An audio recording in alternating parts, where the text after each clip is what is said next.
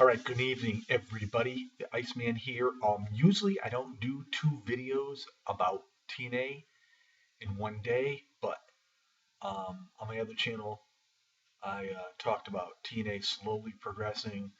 I didn't get a chance to watch Impact when I did that video, but after that video, I had the time because I have been working a lot lately, and I gotta be up at 4 in the morning to be at work very, very early. But anyway, nobody wants to hear about that.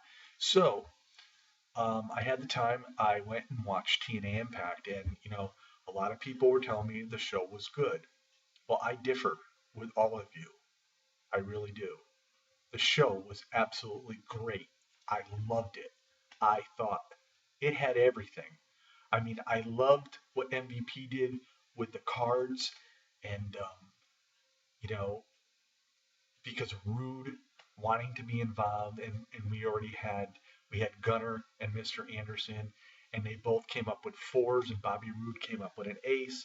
So Gunner and Anderson had a match, and James Storm inadvertently ended up kicking Anderson. He wanted Gunner, and this led to Gunner getting the pin over Mr. Anderson, and he was going to face Bobby Roode later on. Uh, I thought the show was just absolutely phenomenal. I, in no way, um, after hearing the comments from everybody, did I think the show was as good in my mind as what it was when I watched it. There was a lot of good stuff. The it just I have to go to the title match really with Eric Young and Bobby Roode, who obviously Bobby Roode did end up beating Gunner, but going to the title match, I love the fact that Eric Young wants to defend this belt as often as possible. When have we seen any champion in any promotion do this? I mean, I know a lot of people aren't happy with Eric Young being champion, but I think with that concept of constantly defending that belt, it's got to help, uh, you know, as far as Eric Young's cause goes, as far as getting people to root for him. I mean, he already has a big fan base, and a lot of it has to do with his show on Animal Planet. But you know, a lot of people are just unhappy with Eric Young just for the simple fact is because he's been in TNA so long, and they've really never done much with him, except for way back when he was on Team Canada and him and Rude were tag team champions. But other than that, to be quite honest with you, a lot of people don't even remember that. It was so long ago. I think it was like in 2004, I think. I don't know. I could be wrong. I don't know. But anyway, I thought that main event was phenomenal. Um, there was a lot of good wrestling moves, a lot of close pinfalls, and I think those two work very well in the ring together, and they should because they've worked together so many times in the past.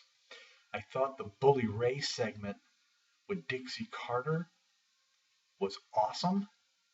Um, Bully coming out and getting ready to pick up Dixie, or had Dixie already lifted, and MVP coming out and you know saying, "Hey, this is my show.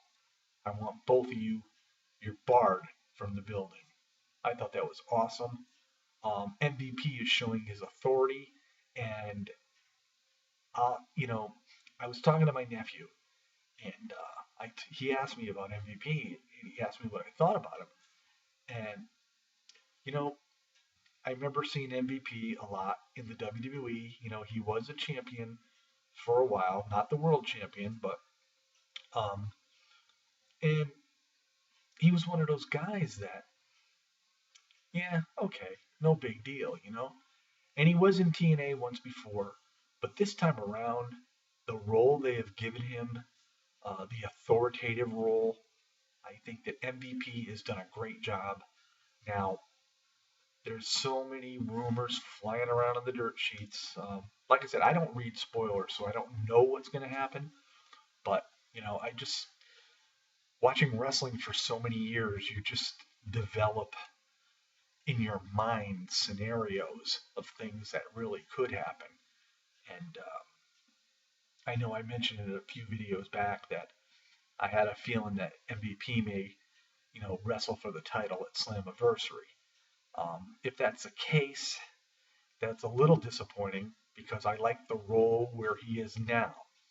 And if Eric Young is still champion and MVP is facing Eric Young, it leads me to believe MVP is going to be heel, and we don't need Dixie and MVP heel at the same time. So, and the way Dixie's been right now, I can't see her just flipping a switch and becoming face because right now she's got the fans behind her. They hate her.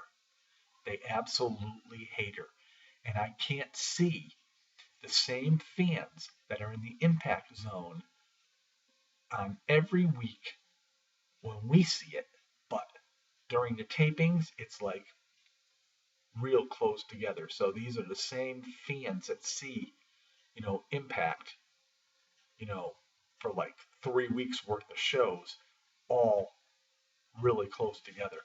And I just don't see the fans just, turning around and embracing Dixie Carter. So, but yeah, I, it was phenomenal. Seeing the Wolves come out with Sonata, I thought that was a great thing. I thought the segment and the match they had with Zima Iron and the Bromans was sort of, is entertaining because the Bromans are sort of like the geekyish type guys, and sometimes they're funny to watch. I didn't like them as champion, but or I should say champions, but something, you know, it is what it is, and it was pretty interesting, and yeah, and then the beautiful people coming out, um, getting this letter stating that their ring attire is inappropriate, so they decided to come out in evening gown type outfits. Of course, they didn't really look like evening gowns to me. They looked like you know, some sort of dress, but it wasn't like an evening gown. But anyway, I thought the segment when Angelina Love and Velvet Sky was really good, and then they said they were going to take it off, and then of course, you know, it was a roost, just to get the fans going. And then Gail Kim came out, and she sort of like went after Velvet. I'm not Velvet, but Angelina. Velvet pulled Angelina out of the ring, and as they were leaving, here comes Brittany and Madison Rain, while Gail Kim holds up the Knockouts Championship belt. And then I'm thinking to myself, well, is Gail and Madison, back together once again? Because it was just a short time ago where they were enemies when they were going after each other for the belt. But anyway, um, I just thought the show was great. We saw Abyss. Um, the thing that was lacking was, and again, we don't know, what the situation is with Kazarian and Austin Aries, and there was no Kenny King, and I'm a big fan of Kenny King, and I really want to see him on the show. So hopefully they decide to get him back involved. We did see uh, Willow tonight. We saw EC3 with a segment with Kurt Angle. We saw Rockstar Spud, and I shouldn't say tonight; it was last night, but I watched it tonight. Um, but the whole show, to me, you know, a lot of times you'll start watching something and you lose interest. And then you say to yourself, well, you look at the time and you say, well, yeah, maybe I'll finish watching it another time. But for me, when I started watching it, it kept me wanting to watch it. And that's what these shows need to do. So I really enjoyed Impact. I thought it was phenomenal. I didn't think it was good. I thought it was great. And so there you have it. those are my thoughts on Impact from last night. The ratings did go up for last night's show, and hopefully they continue to go up.